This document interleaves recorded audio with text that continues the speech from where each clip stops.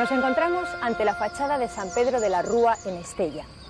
Esta hermosa localidad navarra resulta fascinante por la gran cantidad de ermitas, iglesias, casonas y palacios que atesora. Cada año, miles de personas se recrean en la belleza de sus fachadas de piedra. Contemplan asombradas las intrincadas decoraciones de sus capiteles y saborean, en fin, la maravilla de unos edificios que nos traen a la memoria el arte de unos hombres que vivieron muchos siglos antes que nosotros. Sin embargo, la mayoría de esas personas se habrán limitado a una contemplación puramente estética y artística. Hoy en día disponemos de medios para viajar fácilmente y por ello centros como Estella nos quedan al alcance de la mano. Viajamos mucho y vemos muchas cosas hermosas, pero no siempre sabemos interpretarlas. Los hombres modernos hemos perdido la capacidad para descubrir el significado oculto que encierran estas edificaciones, porque hemos olvidado el lenguaje de los símbolos. Estella es un magnífico lugar para empezar a recuperar la memoria perdida, para aprender a contemplar estos restos del pasado con otros ojos, con los mismos ojos con los que los veían quienes los construyeron.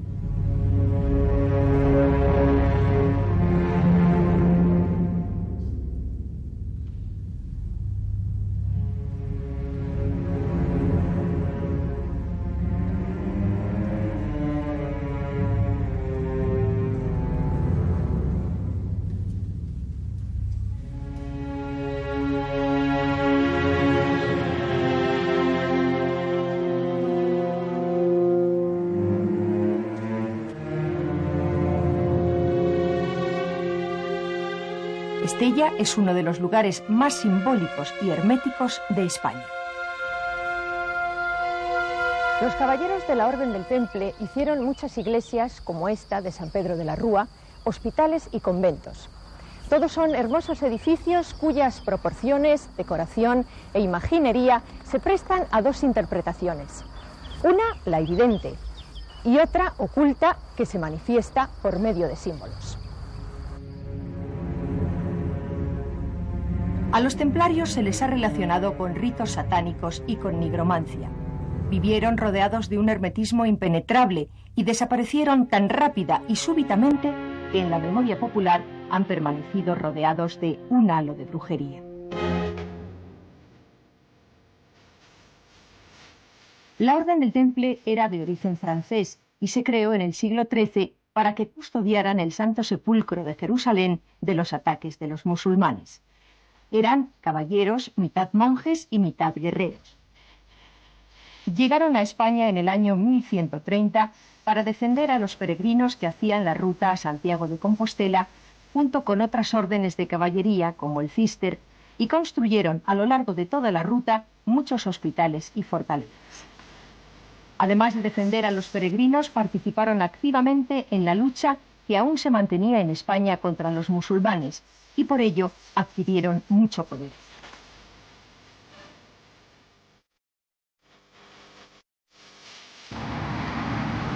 Los reyes cristianos les concedían tierras en los lugares que iban conquistando, y por eso los templarios acabaron teniendo fortalezas en toda España.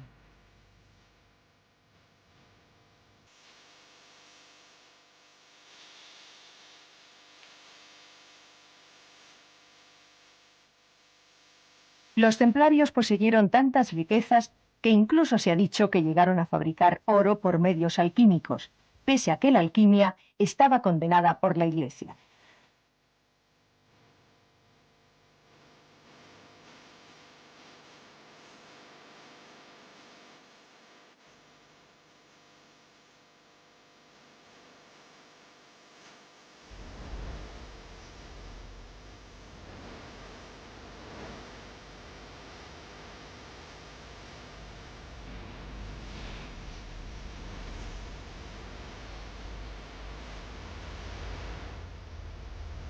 Los templarios fueron los más ricos de su época. Ellos tenían unas fortalezas porque eran monjes guerreros tan inmensas que los grandes poderosos de la época llegaron a confiarles su dinero para que ellos se lo guardaran. También fueron los inventores del cheque. Ellos daban cheques a los peregrinos para que pudieran viajar y no ser asaltados en el camino. Cuando llegaban a las encomiendas, los peregrinos hacían el canje por dinero o bienes. Fueron pues los inventores del actual sistema bancario. Sus grandes riquezas llegaron a hacer sospechar a las personas que vivían en aquel mundo. Se preguntaban de dónde les venía tanta riqueza y se preguntaban si no la habrían conseguido por medios alquímicos, por la transmutación de los metales en oro. Sin embargo, ellos tuvieron a su disposición mucho oro y mucha plata y no se sabe de dónde había salido. Desde luego, la alquimia no servía para esto. La alquimia servía para la elaboración del conocimiento. Ahora bien, investigaciones posteriores creen que ese oro y plata venían de América, que probablemente los templarios habrían estado en América antes de Cristóbal Colón. En cuanto a política internacional, tenían la idea de hacer unos estados confederados en Europa y estados confederados en Oriente, para unirlos y establecer unos tratados de paz firmada para que siempre permaneciera la paz universal. Ellos serían los guardianes de esta paz. Con su oro y su plata, los templarios costearon la construcción no solo de templos de austera belleza, como estos que jalonan Estella, sino también la de las más hermosas catedrales góticas de Europa. Lograron iglesias de una altura y esbeltez que sobrepasaban los conocimientos de la época y que nadie sabía dónde podían haber sido adquiridos.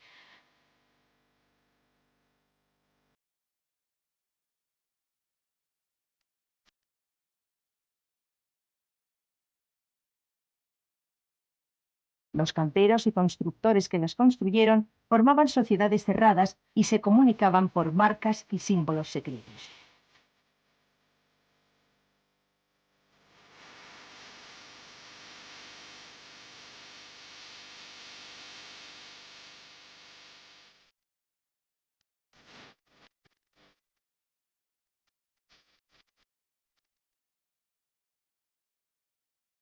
Estos edificios medievales servían para que el hombre fuera capaz de reconciliarse con la espiritualidad, con su propio yo interno, y tenían una manera concreta de recorrerlos. Para que el hombre pudiera entrar en contacto con su yo interno, su manera de recorrerlos estaba ya establecida, cada centro era distinto, y en este, por su estructura, nos encontramos con que hay que recorrerlo de la siguiente manera. Lo tenemos marcado en la puerta. Si miramos el frente a la izquierda, a la altura de nuestros ojos, tenemos marcado cómo hay que recorrer este templo. Este templo hay que entrar dentro y, una vez en posición frente al ábside, nos colocaremos y caminaremos hasta justo debajo del transepto. En el transepto nos plantaremos para iniciar el recorrido y lo iniciaremos de adelante hacia atrás y luego, en forma de círculo, recorreremos la iglesia para entrarle otra vez por la línea de la que habíamos salido. Esta primera posición la haremos con la cabeza hacia abajo, porque el hombre tiene que entrar a su propio ser interno, a su hombre animal. La segunda vuelta la haremos mirando de frente. En esta vuelta iremos contemplando a lo largo del recorrido las diversas imágenes y símbolos que hay grabados en la iglesia y que van a servir a la persona que la recorre a centrarse en la meditación, en el camino hacia adentro que el ser tiene que desarrollar aquí. Así pues, terminaremos la segunda vuelta e iniciaremos el recorrido hacia el transepto, donde nos detendremos y volveremos hacia atrás y ya esta vez con la cabeza hacia arriba para ir interpretando todo aquello que está en los capiteles superiores y en las claves de la iglesia. En las claves de los transeptos hay grabados símbolos, mensajes, que el iniciado o el meditador en este caso tendrá que analizar para profundizar en la esencia de su espíritu. El cantero medieval se las puso y a él le tendrán que ayudar en su recorrido hasta terminar la meditación hacia adentro.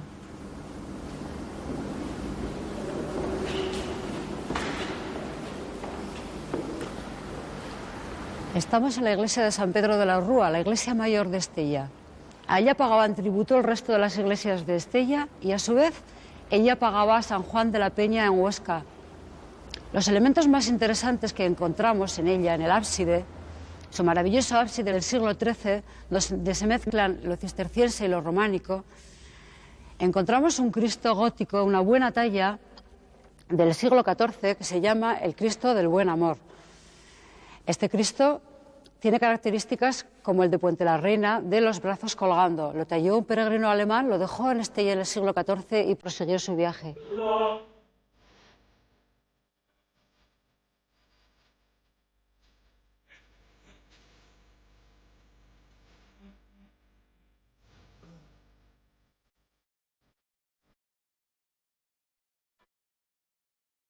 También tenemos la Virgen de Belén. La Virgen de Belén es una talla que estaba en la iglesia del Santo Sepulcro y es una talla de principios del XIII, que como el Cristo de Belén son dos tallas muy interesantes dentro de esta iglesia.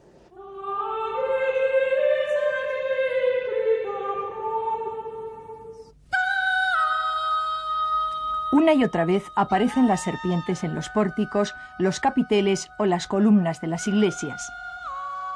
En la tradición popular ha persistido la concepción de las serpientes como guardianas de fabulosos tesoros escondidos. Para los ocultistas, esos tesoros existían, pero no eran materiales, sino que consistían en el conocimiento. Dentro de la misma iglesia encontramos otra pieza de profundo significado simbólico. Es esta pila bautismal del siglo XIII de excepcional belleza. La base representa los 4 ríos que riegan el árbol de la vida, en cuya copa estaría el mundo celeste, en el que se sumerge al neófito al ser bautizado. La interpretación del mundo a través de la simbología no es cosa de pasadas épocas. El ocultismo, afortunadamente, ha permanecido vivo. El sello masónico que vemos en esta escalera fue colocado intencionadamente por su constructor, y eso sucedió en el siglo XIX.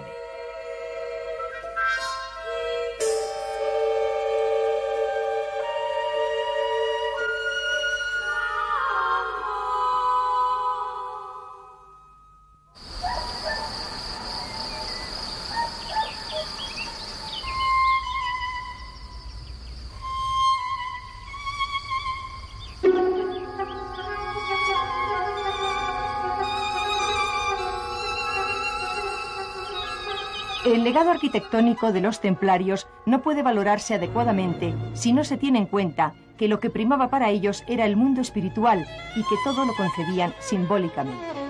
El templo, por ejemplo, era mucho más que una construcción física. Para los templarios, cada hombre es un templo. Mediante la perfección, como si se estuviera subiendo peldaños, se llega a conseguir la unión espiritual con Dios. Sus edificios están llenos de símbolos místicos y alquímicos que hacen referencia a esta perfección.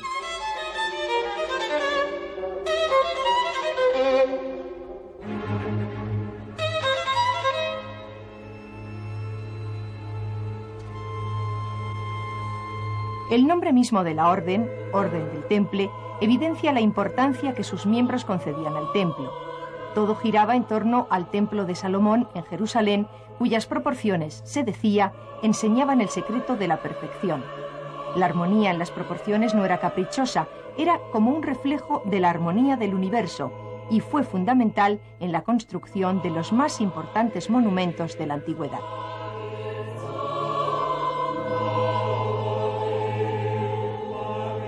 Se dice que su máximo exponente fue el Templo de Salomón.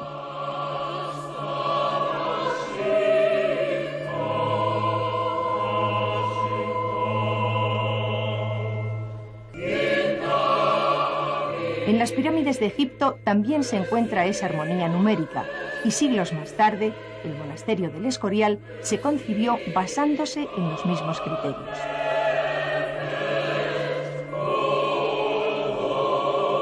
Los templarios fueron considerados los constructores más revolucionarios de su tiempo.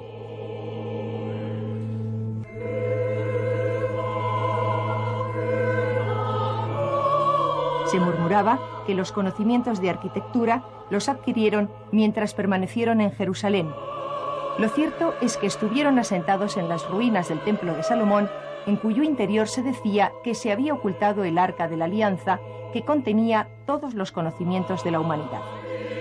Nunca revelaron dónde habían adquirido esos conocimientos.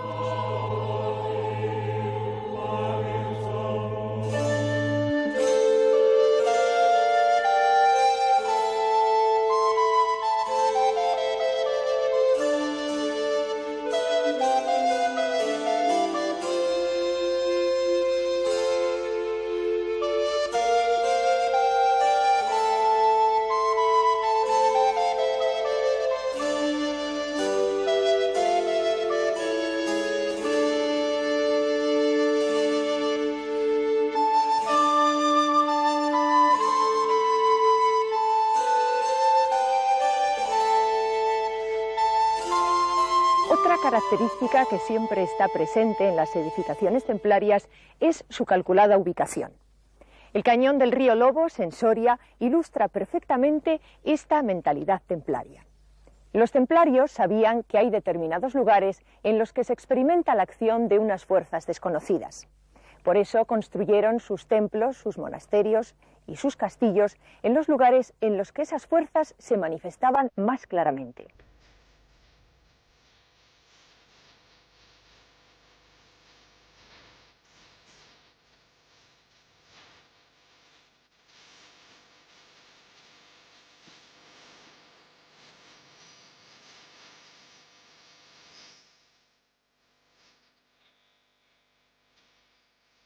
Hay muchos ejemplos de edificios llamados de poder construidos en núcleos energéticos. El monasterio de San Lorenzo del Escorial o la Basílica de Cuelgamuros son algunos de los más conocidos. Los griegos y los romanos construían templos para profecías, los oráculos, solo en sitios mágicos. Hoy en día sabemos, gracias a la geobiología, que esa fuerza es energía telúrica que se centra en algunos puntos, así como sabemos que estimula la percepción extrasensorial. No es casual que las edificaciones templarias ocuparan no solo lugares estratégicos, sino que, precisamente, recorrieran las fallas telúricas de la península.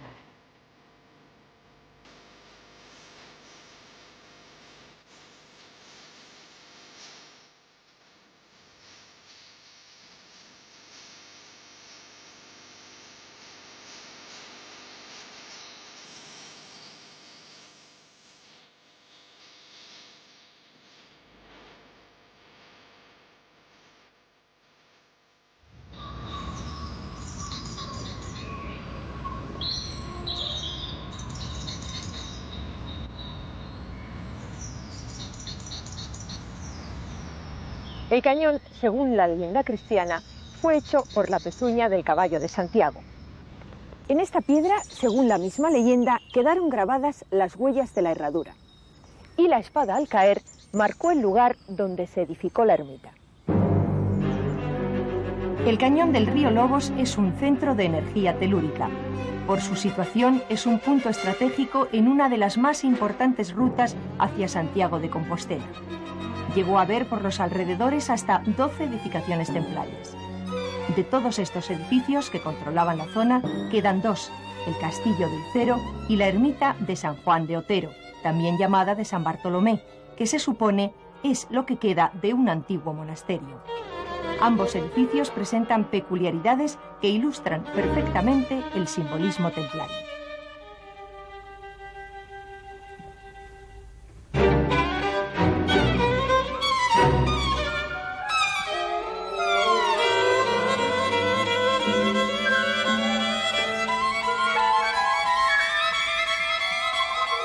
El castillo, pese a estar casi derruido, mantiene alguno de estos elementos simbólicos.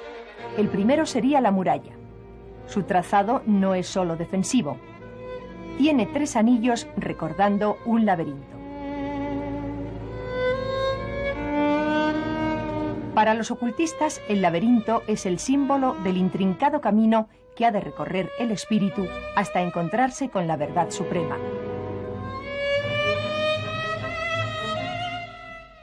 En el centro, la torre del homenaje, cuadrada, cuyos ángulos coinciden exactamente con los 4 puntos cardinales.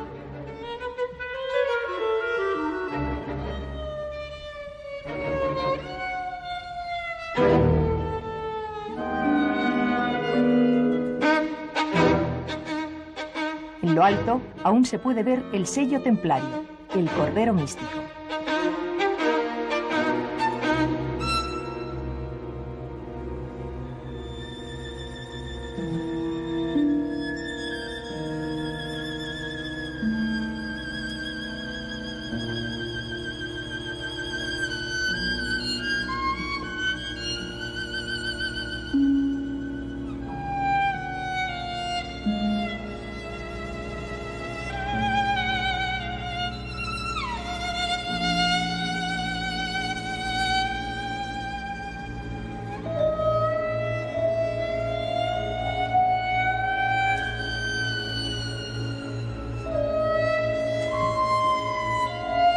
El entorno del cañón del río Lobos resulta impresionante. La tierra parece haber sido hendida por un profundo tajo. El efecto es grandioso.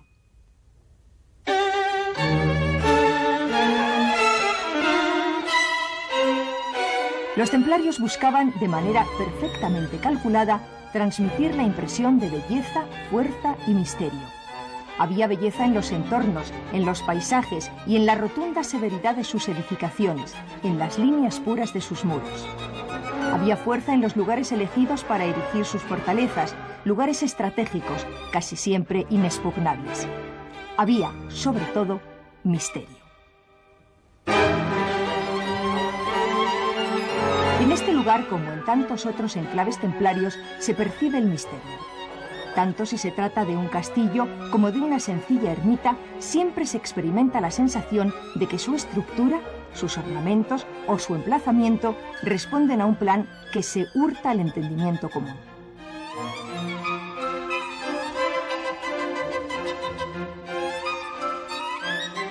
Los templarios no revelaron sus conocimientos, pero sí explicaron claramente el porqué de su secretismo. La ciencia, decían, es un arma peligrosa que da el poder y solo debe controlarla quien sea limpio espiritualmente, quien se haya despojado de las peores pasiones humanas. Para alcanzar este grado de espiritualidad es necesario apartarse en cierto modo del mundo y recluirse para meditar en lugares como este.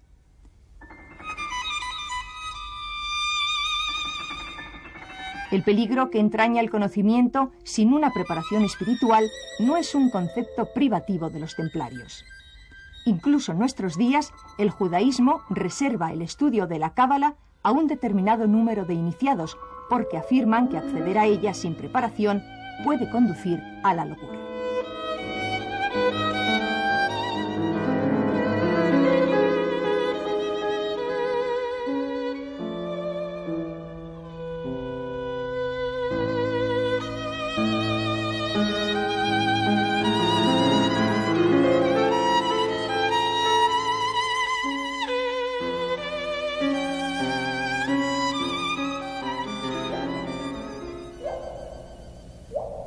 La ermita de San Bartolomé, erigida en el siglo XIII, tiene un gran significado simbólico.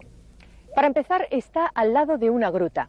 Desde la antigüedad, las grutas han sido consideradas lugares mágicos. Son sitios que se han producido por una fisura en las montañas, iguales a las que se producen en nuestra conciencia cuando dejamos de atrincherarnos en nuestra parte racional y permitimos que el material de la fantasía entre sin restricciones.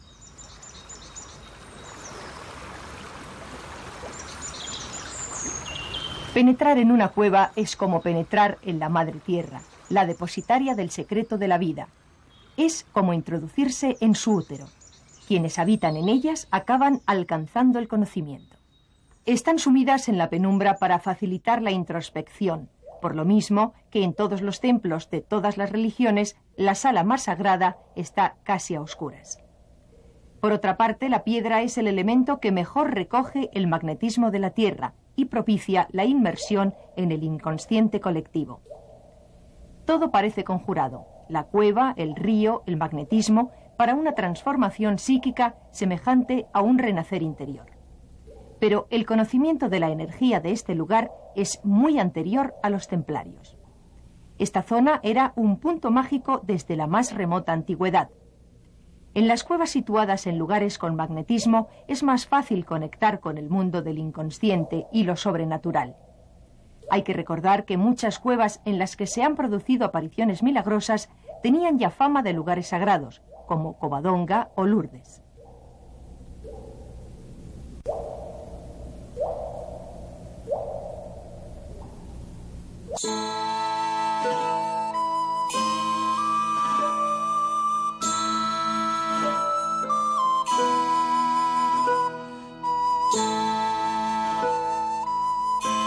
No muy lejos del cañón del río Lobos nos encontramos con otro ejemplo del valor iniciático que se daba a las cuevas, el templo de San Saturio, un santo con tal fama de sabio que otros santos venían a pedirle consejo. San Saturio no está ya al lado de una cueva, sino excavada en el mismo interior de la montaña de Santa Ana, una montaña que ya desde época precristiana tenía fama de mágica. Ana, no hay que olvidarlo, es el símbolo de la madre de todas las madres, la tierra. Más allá del monasterio templario de San Polo, en Soria se encuentra la ermita de San Saturio. Está sobre una roca, sobre una cueva más exactamente, y está al pie de la montaña de Santa Ana, que es la montaña sagrada, porque Santa Ana es la gran madre, la madre tierra, y por lo tanto ya nos está indicando un simbolismo importante. Puesto que el monasterio de San Polo era templario, se supone que San Saturio en la época medieval estaba bajo los dominios del temple. Entonces se llamaba de San Miguel, porque esta ermita se ha llamado de San Miguel de la Peña hasta el siglo XVIII. El arcángel San Miguel era uno de los más apreciados por la orden del temple, dado que está vinculado a la dualidad del bien y el mal, un concepto muy querido por ellos. Por otra parte, es curioso que pasan los siglos y esas huellas templarias quieren permanecer de algún modo, y de esa forma tenemos una capilla barroca que es octogonal, y es que el octógono, que es el 8, es un número sacro para los templarios que lo utilizan en muchas de sus construcciones. El 8 es el símbolo del renacimiento, de la resurrección, pero antes hay que morir, y aquí en San Saturio simbólicamente se muere. Y hay otro símbolo templario muy curioso, y es la tau. Es una de las cruces arquetípicas sorianas que se encuentran también en San Saturio, siglos después de la desaparición del temple. Pero quizá el símbolo más curioso es el propio nombre del santo, San Saturio. Saturio, que nos remite a Saturno, a la alquimia, y ahí hay un simbolismo muy importante.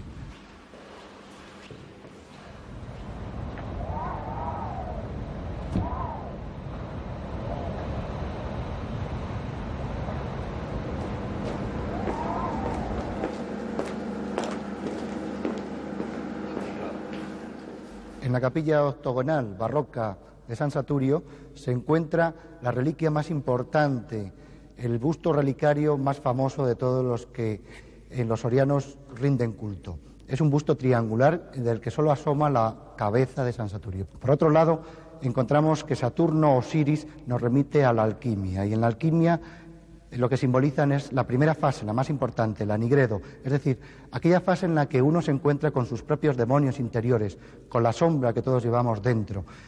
Y para ello hay que morir, para poder volver a renacer. Hay que adentrarse en la negritud que uno lleva para poder salir con una nueva luz. Eso es lo que quizá simboliza más San Saturio. Y es curioso advertir en la iconografía de la capilla octogonal de San Saturio que las 4 virtudes cardinales que están al lado de San Miguel ostentan unos emblemas que nos remiten a un culto anterior, a un culto pagano, pero que están muy vinculados con San Miguel, porque San Miguel sustituye, reemplaza en el cristianismo a Hermes, a Hércules e incluso a Apolo. ¿Y qué es lo que vemos? Vemos a las virtudes cardinales portando unos emblemas curiosos. Tenemos, por ejemplo, a la balanza. La balanza la portaba San Miguel, pero también anteriormente en Egipto la portaba Thoth y la portaba Anubis. Tenemos también otro emblema curioso, que es la lira. La lira es la que Hércules da a Apolo. Hay también otros elementos, como es la columna. La columna es el elemento emblemático de Hércules y de Hermes. Y por otro lado tenemos el caduceo. El caduceo lo podemos ver todavía en muchísimas imágenes. Representa a Mercurio. Y Mercurio, todos los mitólogos y simbólogos están de acuerdo, fue quien precedió a San Miguel antes de la cristianización.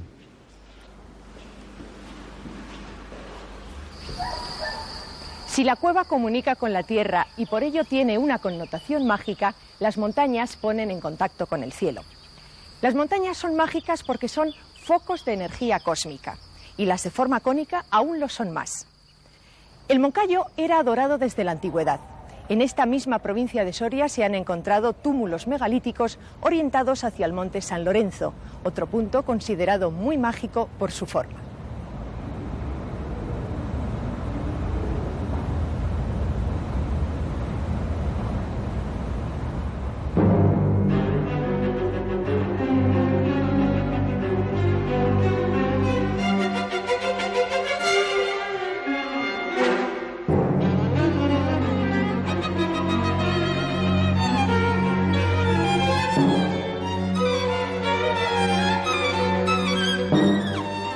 Como estamos viendo, es tan importante la caverna para el hombre que busca la iniciación que si no la tiene, se la construye. Las bóvedas de las iglesias son réplicas de esas cavernas. Estamos en el interior de la ermita de San Bartolomé y es fácil comprobar cómo intenta reproducir la cueva que está a su lado. Todas las iglesias templarias siguen la misma pauta en su concepción simbólica. La ermita de San Bartolomé es pequeña. Hay otras iglesias templarias mucho mayores y, sin embargo, todos los expertos en simbología coinciden en concederle una gran importancia. La actual ermita de San Bartolomé, antaño convento templario San Juan de Otero, en Soria, es uno de los sitios más importantes que hay en España en el mundo templario. ¿Y esto por qué? Pues porque se encuentra justamente en uno de los centros neurálgicos que tiene España, tanto cartográficamente, geográficamente, como también dentro de una serie de cartografía mágica, de mapas mágicos que emanan de este centro, de este lugar que está en Ucero, en el cañón del río Lobos. ¿Qué es lo que vemos en la ermita de San Bartolomé? Vemos una multitud de símbolos expresados de múltiples formas y de muchísimas maneras. Se encuentran por todos los lados, a doquier. Se encuentran en los canecillos, se encuentran en las proporciones aritméticas de la ermita, se encuentra en la propia iconología, se encuentra en el propio simbolismo actual del culto a San Bartolomé, que curiosamente el simbolismo es que fue desollado vivo y renació como la serpiente. Es un símbolo de renacimiento, un símbolo de resurrección. ¿Por qué son tan importantes los símbolos que hay en San Bartolomé de Ucero? Son muy importantes porque expresan una búsqueda interior, que se está expresando de múltiples formas. Por ejemplo, se está expresando de forma de dual, dos caballeros que están juntos. Uno expresa el yo, la consciencia normal y corriente, mientras que el otro es la consciencia superior. Está expresado con una serie de figurillas, por ejemplo, hay 4 cabezas juntas. Esto es curioso, pero si nos vamos a la alquimia vemos que en la alquimia está la cuaternidad, 2 matrimonios mágicos que se unen. Es una transmutación de la sexualidad, porque aquí en San Bartolo la transmutación de la sexualidad está expresada de múltiples maneras. Está expresada con una H, la H del gran sacerdote de los constructores medievales, que es Irán, el del templo de Salomón. Debajo están los 2 sexos, pero están sacralizados. Es una transmutación, es un ir más allá de la libido sexual.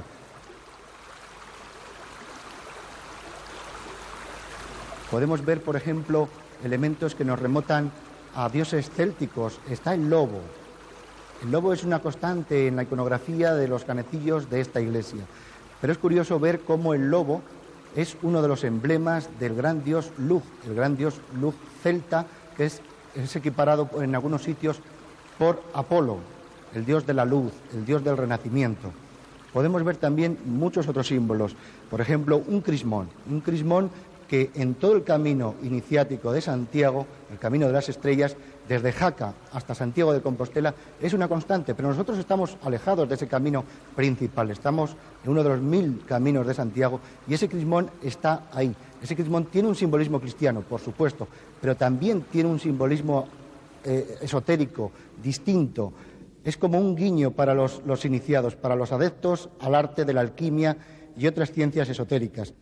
Vemos también símbolos, por ejemplo, una serie de toneles que nos remontan a lo que es el vino de la alquimia. Es otro símbolo más que nos está hablando de la alquimia. Vemos estrellas de 8 puntas que expresan el renacimiento, la regeneración. Vemos símbolos típicamente templarios, como es la cruz de las 8 beatitudes en un capitel. Esa cruz de las 8 beatitudes es uno de los símbolos más importantes del temple. Y de nuevo tenemos el número 8, el número de la regeneración, del renacimiento, también de la justicia, de la equidad. La verdad es que poder descifrar todos estos símbolos es muy complicado. Es es una tarea continua. A medida que el hombre va avanzando interiormente, va percibiendo un significado nuevo en cada símbolo.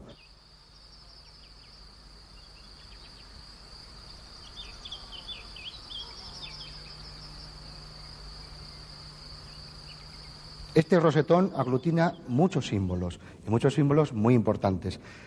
Hay que ver la traza. La traza son 5 corazones pequeños, 5 corazones grandes, todos ellos entrecruzados. Y en el medio un pentáculo invertido y además hecho de una sola traza. Curiosamente, este es el símbolo de reconocimiento entre los pitagóricos, solamente entre los que conocían más, los que eran auténticamente iniciados. Por otra parte, tenemos el 5. El 5 expresa la quinta esencia, tanto en el sufismo, puesto que este elemento es mudéjar y hay que remitirnos al esoterismo islámico, como en la alquimia. La quinta esencia es la plenitud del ser, el elemento más importante, el que aglutina todo y de él parte además la vida y parten todas las formas. Por lo tanto, estamos aquí ante un símbolo trascendental porque el corazón, se repite constantemente en el número 10, que es el número de la perfección, de la obra completa, del opus de la alquimia completo, el corazón es el símbolo de Dios dentro de uno. ¿Qué es lo que nos está expresando este símbolo, esta conjunción de signos geométricos y de corazones? Nos está expresando posiblemente el símbolo más sagrado para los constructores medievales, el Santo Grial.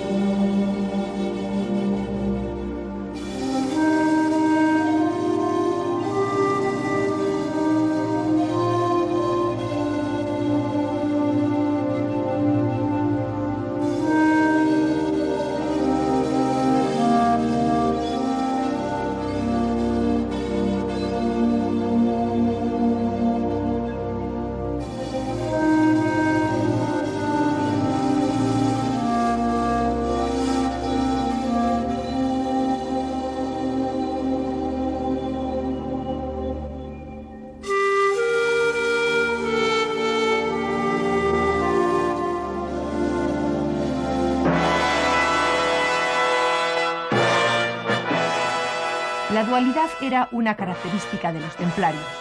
Todo en ellos estaba encaminado a transmitir la idea de que compartían dos realidades. Eran monjes, pero a la vez eran guerreros. La orden poseía inmensas riquezas, pero ellos hacían una vida austera de mortificación y oración. Solo podían comer carne 3 días a la semana y al morir eran enterrados cara al suelo y sin ataúd.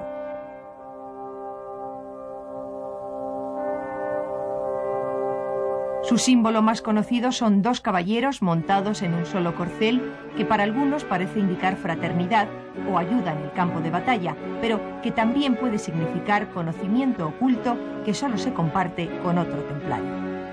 Los templarios veneraban la cruz. En sus capas blancas llevaban una sencilla cruz roja ensanchada en los extremos.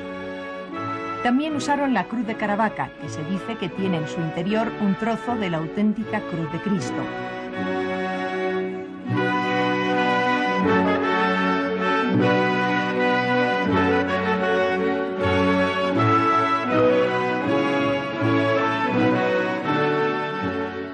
Pero casi todos los símbolos templarios evidencian que su simbología, aunque era cristiana en apariencia, tenía otras raíces.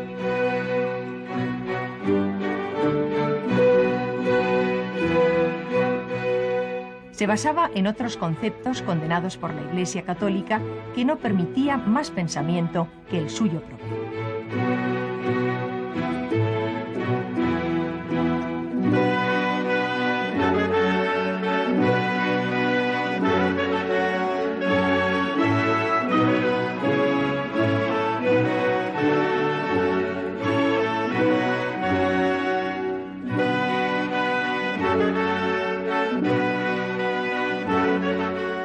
Un ejemplo de este enmascaramiento lo tenemos en la iglesia del Crucifijo de Puente la Reina.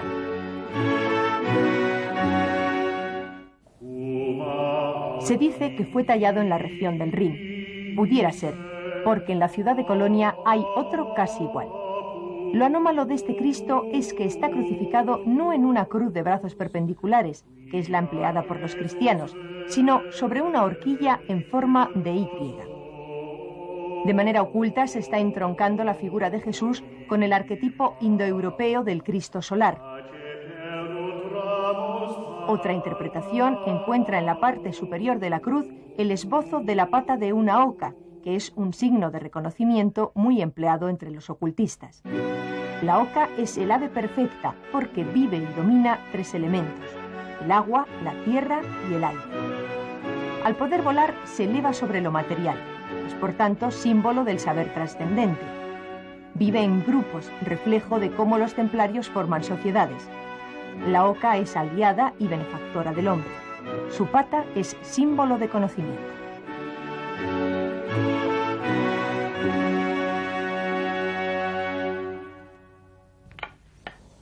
El juego de la oca es un juego templario de origen del siglo XII y lleno de simbología. La forma originaria es la del caracol del Nautilus y se desarrolla según la sección áurea. Cada una de las casillas o jornadas están separadas por unas columnas muy típicas de la zona de Jordania y Palestina. Estas columnas tienen reminiscencias asiáticas.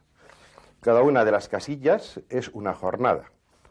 Cada X jornadas, fundamentalmente cada 9 están las principales, están las ocas o posadas, bancas o fortalezas templarias, son el lugar de descanso del peregrino.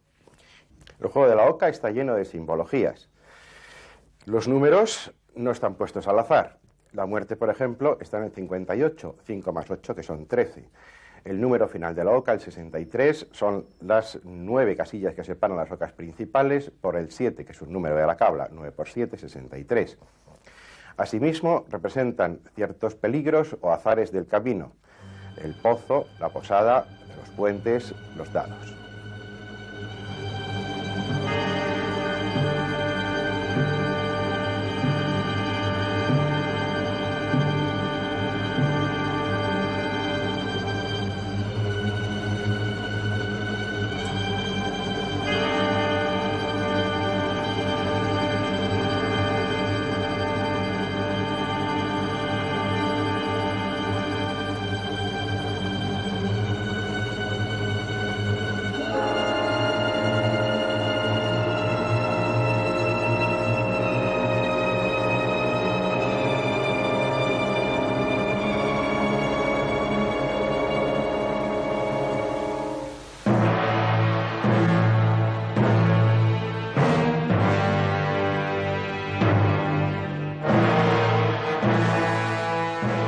Todo en Puente la Reina está teñido de un doble significado.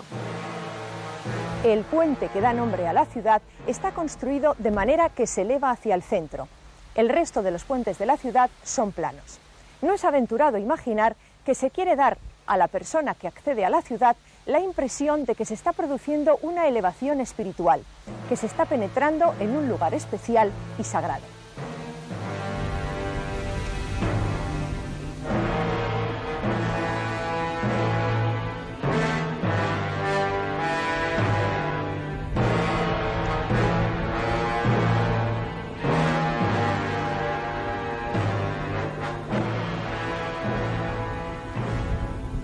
Este increíble paraje es conocido como Las Médulas y se encuentra en la provincia de León. Es una zona muy rica en diversos minerales, sobre todo en oro. Los romanos explotaron estas minas de manera exhaustiva, destrozaron literalmente las montañas hasta conseguir las riquezas que después enviarían a la insaciable Roma. Cuando las minas se agotaron, las abandonaron, dejando tras de sí un paisaje de bellísima desolación, que quizás por su misma aridez se ha conservado intacto hasta nuestros días.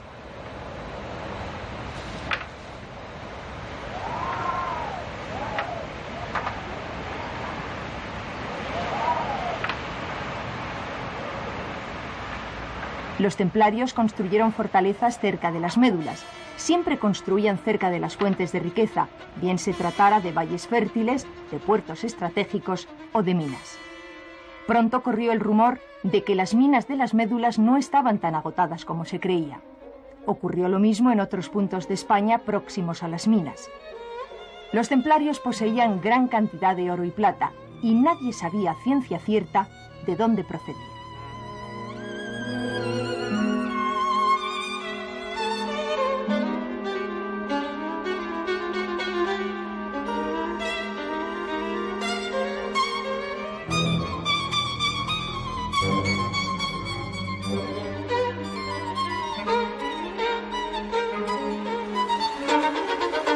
Los símbolos de los templarios fácilmente podían ser malinterpretados por personas poco cultas o predispuestas en contra suya, como fueron sus detractores. Se les acusó de adorar estas cabezas. Se dijo que representaban al diablo. Son los llamados Baphomet. Para unos historiadores solo eran relicarios y para otros serían representaciones simbólicas del conocimiento. Pero quedaron tan impregnadas de fama maligna que la Iglesia las prohibió, pese a que seguían siendo objeto de culto popular. La mayoría fueron destruidas. Curiosamente, en algunos escudos heráldicos aparece una cabeza de turco o de negro y siempre se le ha dado el significado ocultista que tenía para los templarios, el del conocimiento. Nunca se le han atribuido connotaciones heréticas.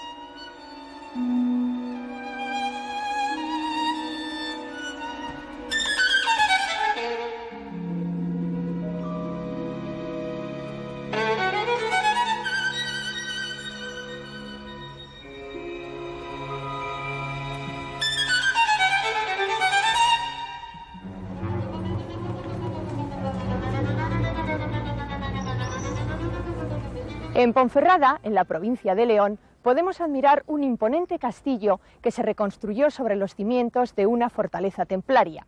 Aún quedan algunos restos templarios en este magnífico lugar desde el que se domina toda la ciudad.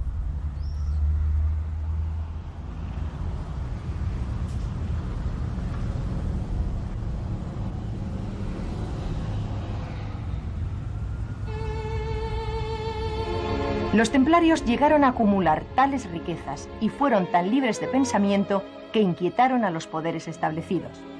El rey Felipe IV de Francia, con la aprobación de la Iglesia, los acusó de prácticas satánicas y la mayoría de sus miembros fueron asesinados.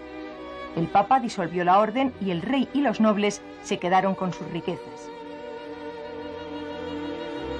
En España se respetó la vida de los templarios, pero perdieron todos sus bienes, que fueron entregados a las órdenes militares españolas, a los reyes y a los nobles. El temple se disolvió tan rápida y misteriosamente como se había creado. Muchos caballeros se integraron en las órdenes de Calatrava y Alcántara, pero ninguna de ellas evidenció que hubieran recogido los conocimientos que poseían sus nuevos miembros.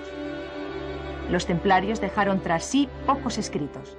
Como todos los ocultistas, transmitían oralmente su saber y preferían que se perdiera a que cayera en manos inadecuadas.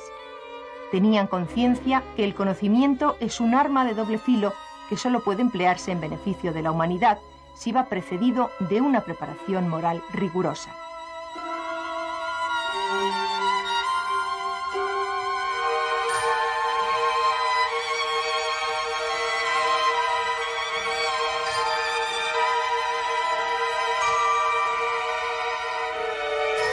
Al lado de la fortaleza templaria de Ponferrada se encuentra la magnífica basílica en la que se venera la imagen a la que tanta devoción tenían los templarios que habitaron esta fortaleza.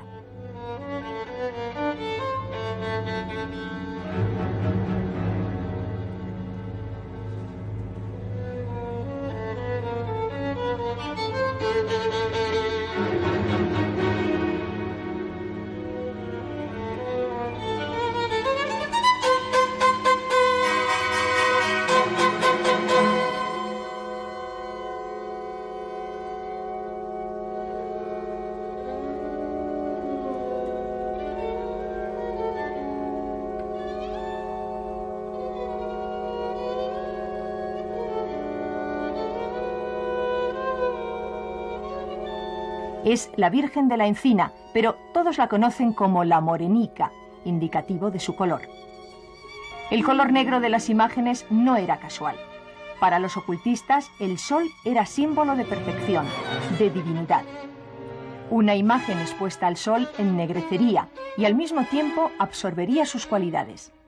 Simplificando mucho los conceptos, podríamos decir que las imágenes negras tienen más divinidad que las blancas.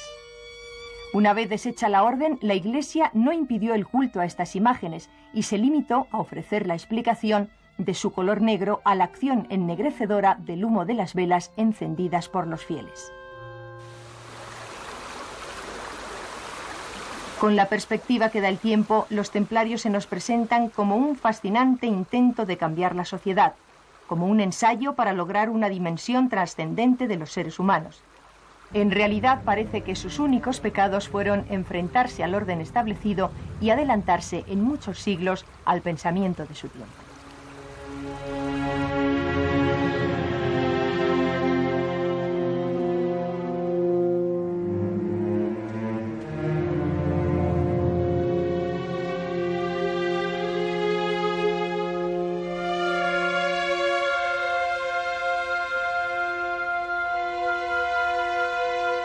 Afortunadamente, aquí en Portomarín no dejaron que este magnífico templo fortaleza desapareciera bajo las aguas del pantano. Piedra a piedra ha sido trasladado y aún hoy podemos contemplar su austera belleza.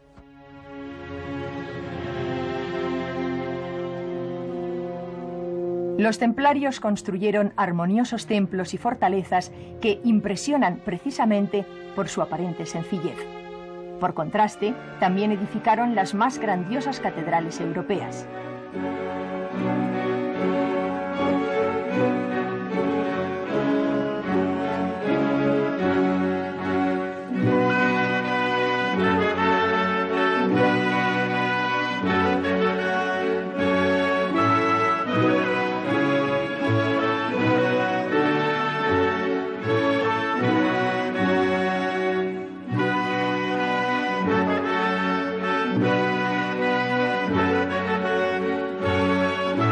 En España, el mejor exponente es la Catedral de Palma de Mallorca.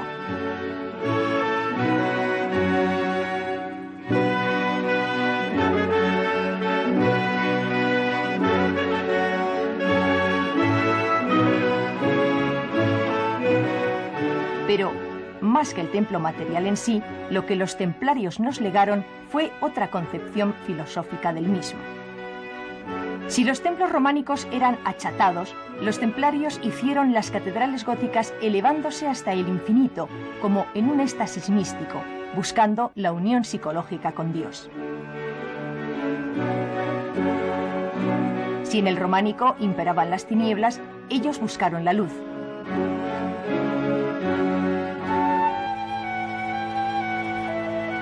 Idearon grandes vidrieras para permitir que la luz del sol inundara el templo. Hermosas vidrieras multicolores que convertían el interior de las iglesias en algo muy semejante a cuevas mágicas, como las que podemos imaginar en nuestros sueños.